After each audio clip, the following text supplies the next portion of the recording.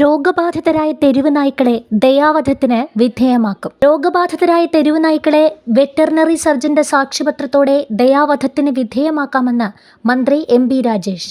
തദ്ദേശ സ്വയംഭരണ സ്ഥാപനങ്ങൾ ഇത് പ്രയോജനപ്പെടുത്താൻ മന്ത്രിയുടെ അധ്യക്ഷതയിൽ ചേർന്ന തെരുവുനായ വിഷയത്തിലെ ഉന്നതതല യോഗത്തിൽ തീരുമാനമായി.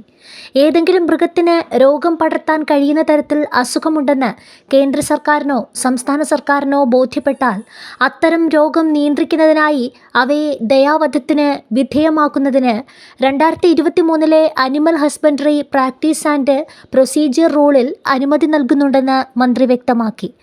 മൃഗത്തിന് മാരകമായി പരിക്കേൽക്കുകയോ അതിൻ്റെ ആരോഗ്യസ്ഥിതി ദയനീയമായ അവസ്ഥയിലാണെന്നോ വെറ്ററിനറി വിദഗ്ധൻ സാക്ഷ്യപ്പെടുത്തുകയാണെങ്കിൽ ദയാവധത്തിന് വിധേയമാക്കാം. അത് ഉപയോഗപ്പെടുത്താൻ തദ്ദേശ സ്ഥാപനങ്ങളോട് നിർദ്ദേശിക്കുമെന്നും മന്ത്രി വ്യക്തമാക്കി. ദയാവധത്തിന് നിശ്ചയിച്ചിട്ടുള്ള ഏതെങ്കിലും നടപടിക്രമങ്ങൾ പാലിച്ച് വെറ്ററിനറി ഡോക്ടറുടെ മേൽനോട്ടത്തിൽ ദയാവധം നടത്തേണ്ടതാണെന്ന് നിയമത്തിൽ അനുശാസിക്കുന്നു. അതേസമയം തെരുവുനായ പ്രശ്നം പരിഹരിക്കാനായി തദ്ദേശ വകുപ്പ് 152 ABC കേന്ദ്രങ്ങൾ കൂടി ആരംഭിക്കുമെന്ന് മന്ത്രി പറഞ്ഞു. 2 മാസത്തിനുള്ളിൽ തദ്ദേശ സ്ഥാപനങ്ങൾ ഇതിനുള്ള സ്ഥലം കണ്ടെത്തണം.